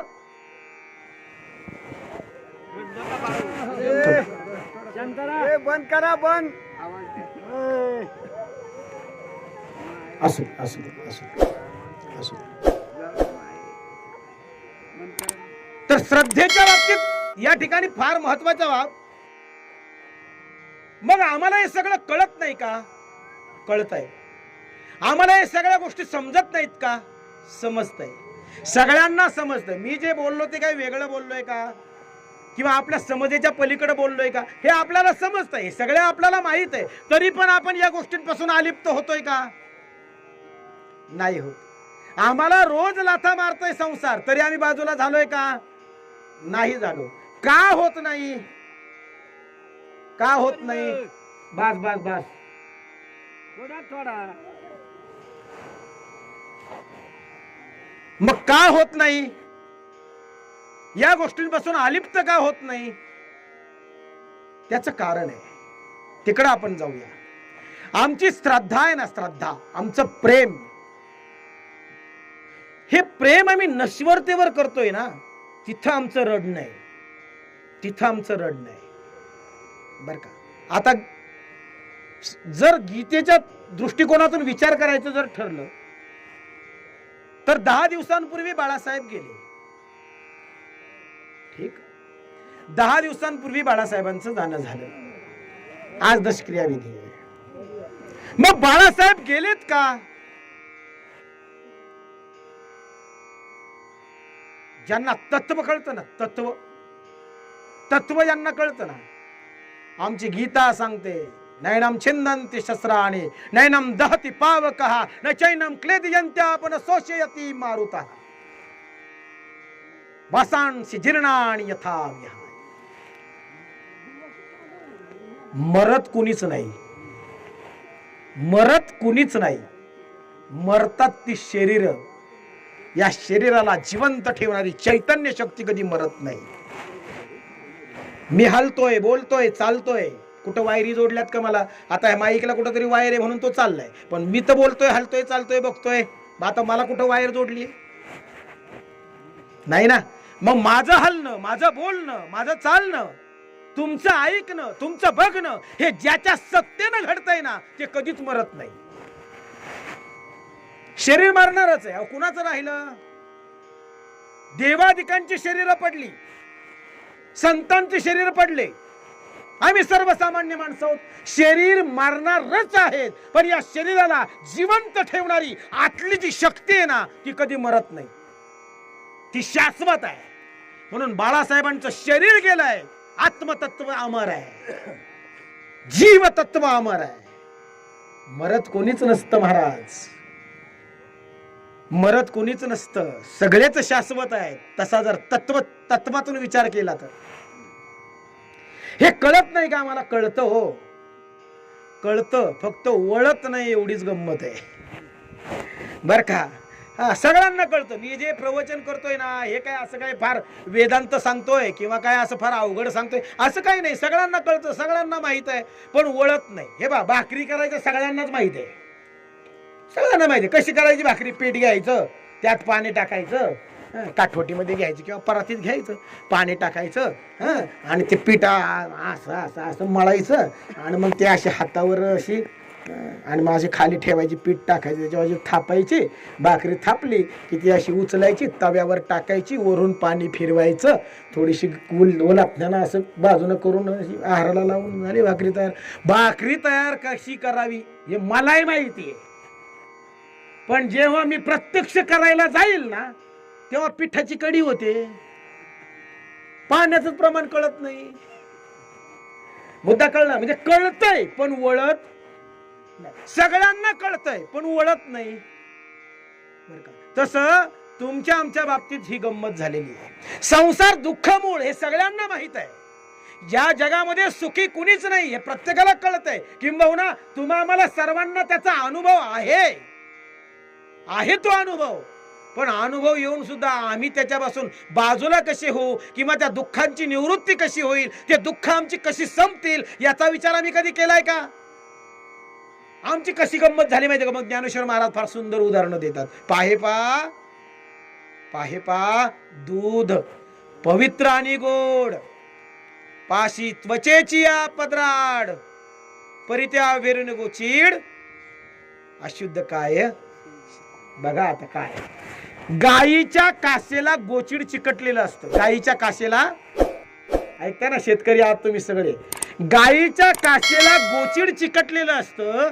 मला सांगा, गायीच्या कासेला चिकटलेलं गोचीड दूध पित की रक्त पित? सांगा ना, दूध पित? नाही नाही नाही नाही, चिकटलंय कुठं? गायीच्या कासेला. गायीच्या काशेत काय आहे? दूध आहे. गायीच्या काशेत दूध आहे, पण ते दूध नाही पित, ते रक्तच ओढतो बर का. त्या गोचिडाला माहितच नाही की एक पडदा जर पुढे गेला ना, थोडस एक पडदा, त्याला दुधाची प्राप्ती होईल. पाहे पा दूध पवित्र आणि गोड, वासी त्वचेची पदराड. एक त्वचेचा पदर ओलांडला की दुधाची प्राप्ती होते. पण त्या कासवाला, ते आपलं त्या गोचिडाला ते माहीतच नाही. ते गोचिड रक्तच पितं पण दूध बाजूला करत. म्हणजे काय माहितीये का, ते रक्त का पितं माहितीये का, एक दोन गोष्टी आहेत त्याच्यात. एक तर त्या गोचिडाला या त्वचेच्या पलीकडं दूध आहे हे माहीतच नाही, किंवा त्याला रक्त पिण्याचाच आनंद वाटतोय. या दोन गोष्टी आहेत. एक तर त्या गोचिडाला रक्त पिण्याचाच आनंद आहे, किंवा त्याला या त्वचेच्या पलीकडं दूध आहे याचीच माहीत असतं तर त्यांनी त्वचेचा पदर ओलांडला असता. पण माहीत नसल्यामुळे कदाचित ते दुधापर्यंत पोहोचलं नाही, किंवा त्याला रक्त पिण्याचाच आनंद आहे, त्यानं दुधाची गोडी त्याला नकोच आहे, असं असेल. बरोबर. मग आमचं कसं आहे बघा, आम्हाला संसार रूपी रक्तच प्यावं असं वाटतं की अध्यात्म रूपी दूध. एक, परमार्थात किती गोडी आहे, परमार्थात किती सुख आहे हे एकतर आम्हाला माहीतच नाही, त्यामुळे आम्ही तिकडे जात नाही, किंवा मग आम्हाला संसारातच आनंद मानावा वाटतो, आम्हाला तिकडे जायचंच नाही. गोचिडासारखी आमची अवस्था. बघा ना तुम्ही, माऊली म्हणतात की कमलकंद आणि दुर्दुरी नांदणूक एकेची घरी, परागू शेविजे भ्रमरी जवळीला चिखुलची उरे. काय याचा अर्थ की कमलकंद कमळाचा कंद कुठं उगवतो, चिखलात. कमळाचा कंद चिखलात उगवतो, चिखलात दुर्गंधीनं युक्त असलेल्या चिखलात कमळाचा कंद उगवला, आणि तो कमळाचा कंद असा बाहेर पाण्याच्या बाहेर आला आणि त्याला छान असं कमळाचं फूल लागलं. त्या कमळाच्या कंदाच्या मुळाशी बेडक राहते, बेडूक. दुर्दुरी म्हणजे बेडूक, बेडकी ती कुठं राहते, कमळाच्या मुळाशी. बर का. आणि त्या कमळाच्या मुळाशी राहून त्या कमळाला वर फुल आलंय ना, त्या फुलातला मकरंद, त्या फुलातलं मध चाखायला बेडकीला नाही मिळत. परागू म्हणजे मध. परागू शेविजे भ्रमरी, भ्रमर म्हणजे बुंगा. परागू शेविजे भ्रमरी जवळीला चिखुलची उरे. म्हणजे काय, त्या फुलातलं मध चाखायला लांबून बुंगा येतो आणि मध चाखून जातो, आणि जवळ राहणाऱ्या बेडकीला चिखलच उरतो. म्हणजे एक, त्या बेडकीला चिखलातच राहण्यात आनंद वाटतो, किंवा त्याला वर मध आहे हेच माहित नाही. हे तर बरोबर आमची तीच अवस्था आहे. भक्ती करा, भजन करा, नामस्मरण करा, का करा, तिकडं जो आनंद आहे, तिकडं जे सुख आहे, ते सुख तुम्हाला पाहिजे असेल तर तिकडं जावं लागेल. एक, ते आम्हाला माहीतच नाही म्हणून आम्ही भक्ती करत नाही, किंवा आम्हाला संसार करण्याचा आनंद आहे, चला इथंच जगायचं नाही, इथंच मरायचं, जाऊ द्या, ये रे माझ्या मागल्या. चाललंय पुढचा गेला, आपणही त्याच्याच मागे जायचं. ते मेंढरांचा कळप असतो, मेंढरांचा कळप तुम्ही बघितला असेल. त्या मेंढरांच्या कळपामध्ये शेळ्या पण असतात. ते शेळ्या का असतात माहितीये का, शेळ्या ठेवण्याचं कारण काय माहितीये का, मेंढरांच्या कळपात अशा जागी मध्ये काही शेळ्या असतात, काही पुढं असतात, काही मागं असतात. का असतात माहितीये का, शेळी असा प्राणी आहे, तो इकडे तिकडे पाहत चालतो, वर पाहत चालतो, समोर पाहून चालतो. आणि शेळी रस्ता काढायला फार, तुम्ही सगळे शेतकरी आहेत, डोंगरानं कसाही डोंगर असू द्या शेळी चढणार, पार अगदी कसंही झुडूप असू द्या, जाणार तिथपर्यंत खायला, ती उतरून पण येणार शेळी. बरोबर आहे ना, तिला रस्ता काढता येतो. मेंढराचं तसं नसतं. ते मेंढर आहे ना, एकदा खाली मान घातली का ते पुढच्या पाया पाहत चालत, पुढचं जे चालतं ना त्याच्या पाया पाहत चालतं. मग ते पुढचं जसं जाईल तसं त्याच्या मागचं चालतं, ते खाली पाहत चालतं, ते वर पाहत नाही. तुम्ही पहा, मेंढरानं मान खाली घातली का ते तसंच चालत राहतं. पुढचं खड्ड्यात पडलं का त्याच्या मागचंही पडतं, कारण ते पुढच्या पाया पाहून चालतं. तशी आपल्या सगळ्यांची गंमत आहे. पुढचा जागला आपणही तसं, त्याच्या मागचाही तसा, चाललंय राडगाड चाललंय. कधीतरी आम्ही बदल केला पाहिजे, कधीतरी आम्ही आमच्या जीवनाचा अर्थ समजून घेतला पाहिजे. कधीतरी आम्ही का जन्माला आलोय, कशासाठी जन्माला आलोय, आम्ही फक्त घर बांधायलाच जन्माला आलो का, जमिनी घ्यायलाच जन्माला आलो का, बरं घेऊन तरी कुणाच्या मालकीच्या झाल्या, आम्ही फक्त ते पैसे कमवायलाच जन्माला आलो का. एक मला सांगा, माणसं अर्थ कमवण्याच्या नादात जीवनाचा अर्थ गमावून बसली. माणसाने अर्थ कमवला, अर्थ म्हणजे पैसा, पण जीवनाला अर्थ देण्याचं विसरून गेले. जीवनाला अर्थ मिळालाच नाही. म्हणून एक करा महाराज, मी तुम्हाला हात जोडून विनंती करतो. हे बा, प्रारब्धापेक्षा जास्त आणि वेळेच्या आधी कधीच कोणाला काही मिळत नाही. नसीब से ज्यादा और समय से पहले किसी को कुछ भी नहीं मिलता. हे लक्षात घ्यायचं. तुमच्या नशिबात असेल तर चालून तुमच्या दारात येईल, आणि तुमच्या नशिबात नसेल तर तुम्ही किती शोधा, सापडणार नाही. खरंय ना? मग एक अट्टहास का? कशासाठी? जे मिळायचे ते मिळणारच आहे, ते तुमच्यापासून कोणी हिरावून घेऊ शकत नाही. म्हणून एक लक्षात घ्या, काय कमवायचं आणि काय नाही. वस्तू कमवायच्या, पैसा कमवायचा, घर कमवायचं, जमिनी कमवायच्या. मला वाटतं हे बाजूला ठेवून जर तुम्ही एक गोष्ट केली ना, कबीरदास फार सुंदर बोलतात. कबीरदास फार सुंदर बोलतात. कबीरदासचा एक दोहा सांगतो. कबीरा, जब हम पैदा हुए जग हसे हम रोए. कबीरा, जब हम पैदा हुए जग हसे हम रोए. जेव्हा आम्ही जन्माला आलो, साऱ्या जगाने आनंद साजरा केला. आईला आनंद, बापाला आनंद, मामाला आनंद, आजीला आनंद, सगळ्यांना आनंद.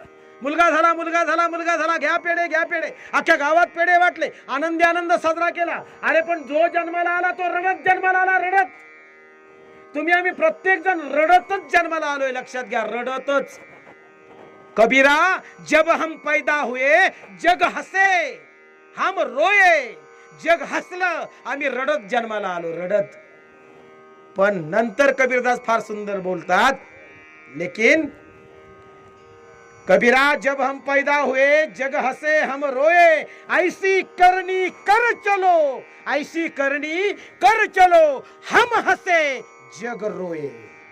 असं जीवन जगा, असं जीवन जगा की मरताना आमच्या चेहऱ्यावर हसू पाहिजे आणि जगाच्या डोळ्यात पाणी पाहिजे. ज्यानं जगाच्या डोळ्यात पाणी कमावलं ना, ती खरी कमाई आहे, ती खरी श्रीमंती आहे.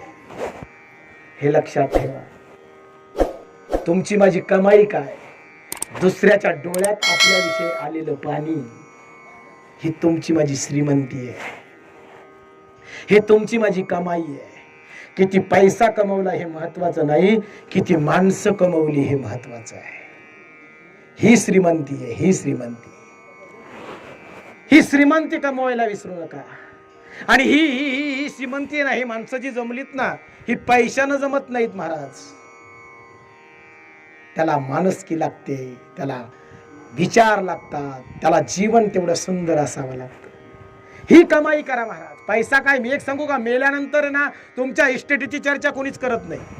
किती पैसे होते बँकेत आणि किती जमीन होती त्याला, किती मजली घर होतं आणि किती चार चाकी होते, याचा विचार कोणी करत नाही. मेल्यानंतर काय होतं, तुम्ही किती कमावलं याचा विचार नाही, तो कसा जगला, तो कसा जगला याचा विचार करतात माणसं. आणि म्हणून जीवन जगत असताना किती वेळ घ्यायचंय मला सांगा बरं का बाबा. एक 5-1 मिनिटात.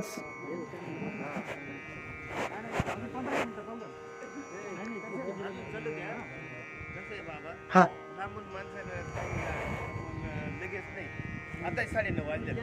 हा, म्हणजे मला तसं सांगा, म्हणजे त्या पद्धतीनं मला सुरू ठेवायला.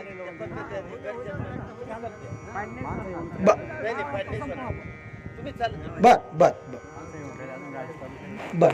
आणि म्हणून हा, म्हणजे कसं तिकडं आपल्या वेळेनुसार माणसं लांबून आले तर विचारणं आपलं काम आहे, नाही का. म्हणजे चालू ठेवा म्हटलं तर आपण पुढे सुरू ठेवू. बर बर. आणि म्हणून महत्वाची गोष्ट, जीवन जगत असताना मी जे सांगतोय ना, हे सगळं मी का सांगितलं, हे सांगण्याचं कारण काय होतं. सांगण्याचं कारण एकच आहे, तुमची माझी श्रद्धा कुठं असावी. तुम्हा मला का रडावं लागतंय, तुम्ही आम्ही पश्चातापाच्या आहारी का जातो, त्याचं हे कारण आहे की आम्ही नश्वरतेला जवळ केलं. नश्वरतेला, शाश्वत गोष्टी आम्ही विसरलो. शाश्वताच्या बाजूने आम्ही जातच नाही, त्याचा विचारच आम्ही करत नाही. जीवन जगत असताना कधीतरी आम्ही तो विचार केला पाहिजे, आत्मपरीक्षण केलं पाहिजे. कधीतरी आम्ही आमच्या अंतरंगामध्ये डोकावलं पाहिजे, कधीतरी आम्ही आमच्या हात डोकावलं पाहिजे, कधीतरी आम्ही स्वतःला प्रश्न केले पाहिजे. जीवन जगत असताना आम्ही कधी स्वतःला प्रश्न करून जगत नाही. आमची बोटं कायम समोर असतात. तो असाच वागला, तो तसाच वागला, त्यानं हेच केलं, त्यानं तेच केलं. आमचं बोट समोर आहे, पण बाकीची बोट आपल्याकडे हा आपण विसरून जातो ना. हा समोर त्याचा एक दोष दाखवण्याच्या नादात आपले 3-4 दोष दिसतात. बरोबर आहे ना. मग आपल्या मराठीमध्ये म्हण आहे काय, समोरच्या डोळ्यातलं कुसळ दिसतं पण आपल्या डोळ्यातलं मुसळ दिसत नाही. आपली मराठी भाषा फार सुंदर आहे. हा, दुसऱ्याच्या डोळ्यातलं कुसळ दिसतं पण आपल्या डोळ्यातलं मुसळ दिसत नाही. म्हणजे दुसऱ्याचा छोटासा दोष पटकन माणूस सांगतो पण आपला मोठा दोष आपल्याला दिसत नाही. याचं कारण आहे आपण आत्मपरीक्षण करत नाही, आपण स्वतःचं मूल्यमापन करत नाही, आपण स्वतःकडे बघत नाही, स्वतःकडे डोकावत नाही. कधी आपण स्वतःला प्रश्नच केला नाही, तो कसा वागतो, हा कसा वागतो समोर, पण मी कसा वागतो हे मीच कधी मला विचारलंय का? कधीच नाही ना. मी मला स्वतःला कधी प्रश्न केलाय का? मी जे करतोय ते बरोबर आहे का, योग्य आहे का? मी जे वागतोय ते योग्य वागतोय का, चांगलं वागतोय का? माझं जगणं माणसाला शोभेचं आहे का, मानवतेला साजेसं आहे का? हे आपण स्वतःला कधी विचारत नाही महाराज, नाही विचारत. आणि म्हणून कधीतरी स्वतःचं आत्मपरीक्षण केलं पाहिजे. जीवन जगत असताना आपण माणूस आहोत या भावनेतून आपण जीवन जगलं पाहिजे, या जाणीवेतून आपण जीवन जगलं पाहिजे, ती जाणीव आपण ठेवली पाहिजे. आणि म्हणून त्या जाणीवेतून जो जीवन जगतो ना तो खरा माणूस, तो खरा माणूस. आणि म्हणून श्लोक फार महत्वाचा आहे. मुद्द्याकडे येतो कारण आपल्याला मला सांगितलं अर्धातच, तर मुद्द्याकडे पुन्हा येतो. अश्रद्धाना पुरुषा धर्मशास्त्र परमतप प्राप्यमाने वर्तनते मृत्यू संसारवत्मनी. अश्रद्धाना, श्रद्धा नसलेला जीव, श्रद्धा नसलेला पुरुष, धर्मावर ज्याची श्रद्धा नाही तो मला प्राप्त होत नाही. याचा अर्थ एक लक्षात घ्या की जर भगवंताला प्राप्त करायचं असेल तर तुमच्या ठिकाणी श्रद्धा असणं अत्यंत आवश्यक आहे, आणि ती सुद्धा धर्मावर. आता धर्म म्हणजे काय हाही पुन्हा प्रश्न येतो. तर बाकीचं सगळं बाजूला ठेवा, तुमचा माझा जगातल्या प्रत्येक माणसाचा एकच धर्म आहे, तो म्हणजे माणूस. बाकीचे शब्द सगळे बाजूला राहू द्या, काय असेल ते हिंदू मुस्लिम शीख ईसाई जैन यहुदी ख्रिश्चन पारशी सगळं बाजूला ठेवा. मुसलमानही असला तरी तो माणूसच आहे, आणि पारधी असला तोही माणूसच आहे, आणि पारशी असला तोही माणूस, आणि यहुदी माणूसच आहे, नाही का? म्हणून तुम्ही आम्ही जगातला प्रत्येक माणूस, त्या प्रत्येक माणसाचा एकच धर्म आहे, आणि तो धर्म म्हणजे माणूस. माणसानं माणसासारखं वागावं, जगावं, हाच माणसाचा धर्म आहे. आणि ज्याला माणसासारखं वागता जगता आलं नाही त्याला काय माणूस म्हणावं का? नाही ना. हा, म्हणून धर्म म्हणजे काय, ज्याला माणसासारखं जगता आलं ना, मला वाटतं त्याला धर्म कळला, त्याला धर्म कळला. धर्माच्या फार मोठ्या मोठ्या व्याख्या करून जमत नाही, फार मोठं नाही करायचं. ज्याला माणसासारखं जगणं कळलं ना त्याला अध्यात्म कळलं. तुमचं काय मत आहे? ज्याला माणसासारखं जगायचं कळलं ना त्याला ज्ञानेश्वरी कळली. ज्याला माणूस म्हणून जगता आलं ना त्याला गाथा कळला. ज्याला माणूस म्हणून जगता आलं ना त्याला वेद कळले. ज्याला माणूस म्हणून जगता आलं ना त्याला सगळी शास्त्र कळली. अहो, ज्याला माणूस म्हणूनच जगता येत नाही त्याला किती वेद वाचले, अर्थ काय त्याला? जो माणसासारखा जगत नाही त्याने किती वाऱ्या कराव्यात? इकडे 2 नंबर करायचा आणि तिकडे वारी करायची, का अर्थ काय त्या करण्याला? मुद्दा लक्षात घ्या बरं का. बरेच जण असे आहेत, इकडे 2 नंबर करायचा आणि तिकडे साई मंदिराला देणगी द्यायच्या, ब्लॅक मनी व्हाईट करायचा. काय उपयोग त्याचा? मग साई काय त्याने प्रसन्न होईल? याला परमार्थ नाही म्हणत. मुद्दा नीट लक्षात घ्या की जोपर्यंत आम्हाला आमच्या जीवनाचा अर्थ कळत नाही ना तोपर्यंत जगणंच व्यर्थ आहे, तोपर्यंत जगणंच व्यर्थ आहे. आम्ही का जन्माला आलोय, आम्ही का जन्माला आलोय याचं उत्तर जोपर्यंत तुम्हा आम्हाला सापडत नाही तोपर्यंत आपल्या जगण्याला अर्थच नाही. बघा तुम्ही बारकाईने विचार करा, खरं आहे ना. म्हणून आता कधीतरी निवांत असलात ना तर कधीतरी स्वतःला प्रश्न विचारा, खरंच मी का जन्माला आलो असेल?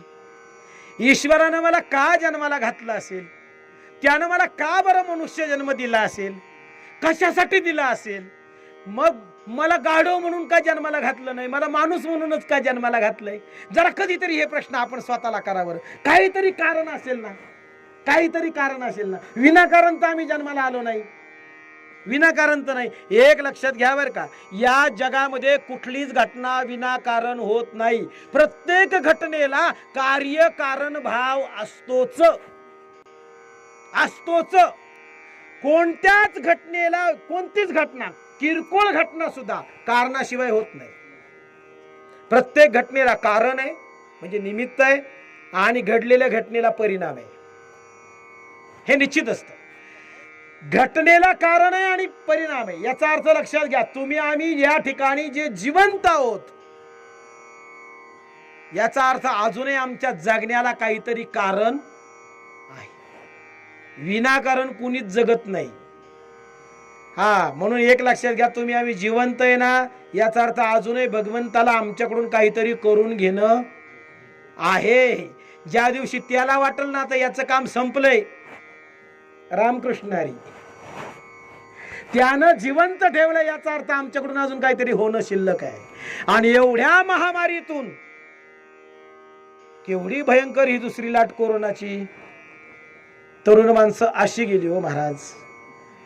जे डोळ्यांनी पाहू नये ते माणसांनी बघितलंय, डोळ्यांनी पाहू नये ते. एवढी भयावह मृत्यूचं तांडव आम्ही आमच्या डोळ्यासमोर बघितलं. मृत्यूचं तांडव. मृतदेहांच्या रांगाच्या रांगा स्मशानात लागल्या, रांगा. चितेवर जळण्यासाठी मृतदेह वाट बघत होते, असे मृतदेह.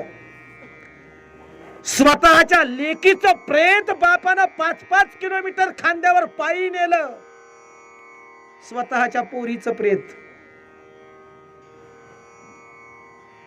आपल्या लेकराला खांद्यावर घेऊन 25-25 किलोमीटर धावणारी आई आपण बघितली. किती भयानक दृश्य होती ती. एवढी महामारी असून सुद्धा अजूनही आम्ही सक्षमपणे जिवंत आहोत.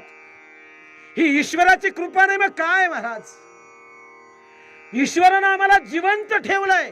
लाखो करोडो लोक मेली जगामध्ये, लाखो करोडो लोक. एवढ्या महामारीतून आम्ही जिवंत आहोत, याचा अर्थ अजूनही ईश्वराची आमच्यावर कृपा आहे, अजूनही त्याला आमच्याकडून काहीतरी अपेक्षा आहे, म्हणून आम्ही जिवंत आहोत. विनाकारण कोणी जगत नाही महाराज. ज्याचं भरलं तो जो चालला, आमचं भरलं नाही याचा अर्थ त्यानं आम्हाला जिवंत ठेवलं, याचा अर्थ आमच्याकडून काहीतरी होणे. जरा समजून घ्या आम्हाला का जिवंत ठेवलं ईश्वरानं. जरा समजून घ्या आम्ही अजूनही का जिवंत आहोत, अजूनही तो आम्हाला संधी का देतोय, हे आम्ही जाणलं पाहिजे. आम्हाला चान्स का दिला देवानं. कुठंतरी आता आत्मपरीक्षण करा आणि हे मिळालेलं जीवन असंच अनाठाई घालू नका, विनाकारण घालवू नका. एक जण मला म्हणला, महाराज आता माझं वय गेलं 60च्या पुढं. 60 म्हणजे 60 वर्षाच्या पुढं गेलं. म्हणले आता काय दात पडले ना, आता काय करता. एक सांगू का महाराज, जिथं परिवर्तन घडतं ना ती खरी सुरुवात आहे. ते परिवर्तन 60त घडू द्या नाही तर 80व्या वर्षी घडू द्या. परिवर्तन होणं महत्वाचं आहे. आणि परिवर्तन घडण्यासाठी क्रांती व्हावी लागते किंवा बराच कालावधी जावा लागतो असं अजिबात नाही. परिवर्तनासाठी एक क्षण पुरेसा असतो. एका क्षणात बदल घडतो. बदल घडायला फार कालावधीची गरज नाही. बदल घडायला क्रांतीच व्हावी लागते असं काही नाही. बदल घडायला क्षण पुरेसा आहे. मी स्वतः अट्टल दारुडे असलेली माणसं परमार्थाला लागून, सन्मार्गाला लागून जीवनामध्ये आनंदाने जगताना मी स्वतः बघितली. आणि माळा काढून दीपामोशाला गटारीला तडातडा तोडणारे मी पाहिले. एवढी अवघड परिस्थिती आहे. सांगायचं तात्पर्य काय, बदल घडायचा आहे ना, बदल तो बदल एका क्षणात होतो. सोड रे दारू, सोड रे दारू, सोड. अहो म्हणलेलं सांगितलं मध्ये ऐकतच नाही. अहो तुम्ही किती सांगितलं तर तो कसा ऐकल. जेव्हा तो स्वतः ठरविल ना तेव्हा सुटल. आपल्या सांगण्यानं सुटणार नाही. आपण ठरवलं पाहिजे, आपल्या स्वतःच्या मनानं आपण ठरवलं पाहिजे, तेव्हा बदल घडतो. जगानं सांगून बदल होत नाही. आता मी काय 1.5 तास बोललो, गेलो निघून, संपला विषय. ते काय म्हणलेले ते आले, बोलले, गेले.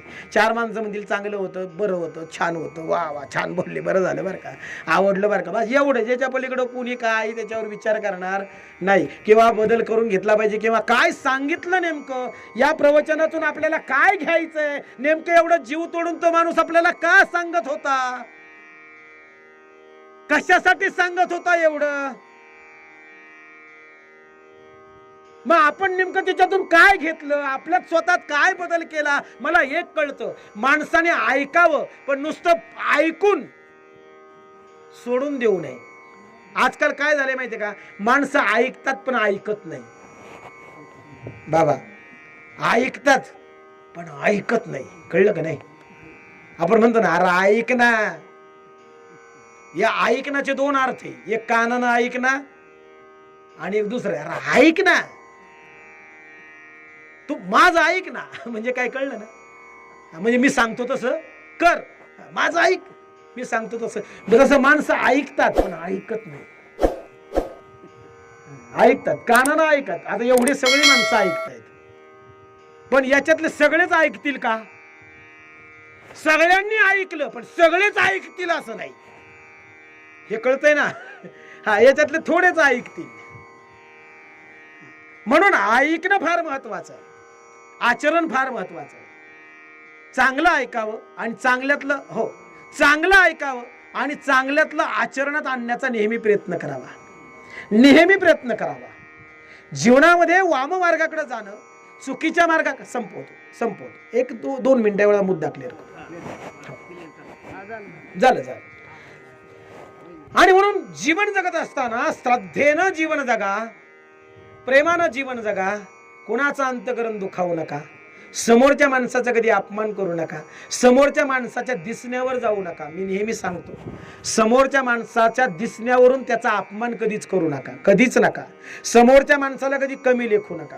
समोरचा माणूस कदाचित आपल्यापेक्षा योग्यतेनं, पात्रतेनं, वयानं, अनुभवानं, ज्ञानानं श्रेष्ठ असू शकतो. म्हणून आपल्याला त्याचा अपमान करण्याचा अधिकार नसतो. तो त्याच्या दिसण्यावर जाऊ नका. तो असा गबाळ्या दिसतो म्हणजे म्हणून लगेच त्याचा अपमान, ना ना ना नाही. त्याच्याकडे आपल्या इतकं ज्ञान, आपल्यापेक्षा अनुभव त्याचा श्रेष्ठ आहे, काहीतरी त्याच्यात श्रेष्ठ आपल्यापेक्षा नक्की आहे. आणि म्हणून नेहमी समोरच्याचा आदर करा, समोरच्या व्यक्तीशी प्रेमानं राहा, नम्रतेनं जीवन जगा. आपल्याला जगानं सन्मान द्यावा. हे पहा, मी मोठा आहे म्हणण्यापेक्षा जगानं मोठं म्हटलं पाहिजे. बस, मी मोठा आहे हे स्वतःला मोठं म्हणण्यात काही अर्थ नाही. जगानं मोठं बनलं पाहिजे. आणि मी किती मोठा आहे हे मी सांगून नाही कळत, मी किती मोठा आहे हे समोरच्याच्या नजरेत कळतं. समोरच्याच्या नजरेत आपण मोठं व्हायला शिका. आपलं मोठेपण समोरच्याच्या नजरेत बघा. आणि म्हणून चांगलं बघा, नम्रतेनं जीवन जगा, शुद्ध जीवन जगा. ज्या ईश्वरानं आम्हाला जीवन दिलं त्याला कधीच विसरू नका. त्याच्या सत्तेनं आम्ही जिवंत आहोत. नामस्मरण करा, चिंतन करा, शुद्ध आचरण करा, चांगले विचार करा. बाकीचं काही मी तुम्हाला असा आग्रह करणारच नाही की तुम्ही वेदच वाचान, तुम्ही ज्ञानेश्वरीच वाचान, मी हा आग्रह तुम्हाला करणार नाही. बस शुद्ध आचरण ठेवा, चांगले विचार करा, शुद्ध जीवन जगा, प्रेमानं राहा, प्रेमानं जगा, प्रेमानं बोला, छान मस्त स्वजीवन साधं जीवन जगायचं. की मरताना आपल्याला वाटलं पाहिजे नाही ना, मी काहीच लई मोठं चांगलं केलं नाही, पण मी वाईट सुद्धा काही केलं नाही. शुद्ध जीवन जगायचं असं या ठिकाणी आजच्या प्रवचनातून तुम्ही आम्हाला घेऊन जायचंय. असो, आज ज्या दशक्रिया विधीच्या निमित्तानं तुम्ही आम्ही सर्वजण या ठिकाणी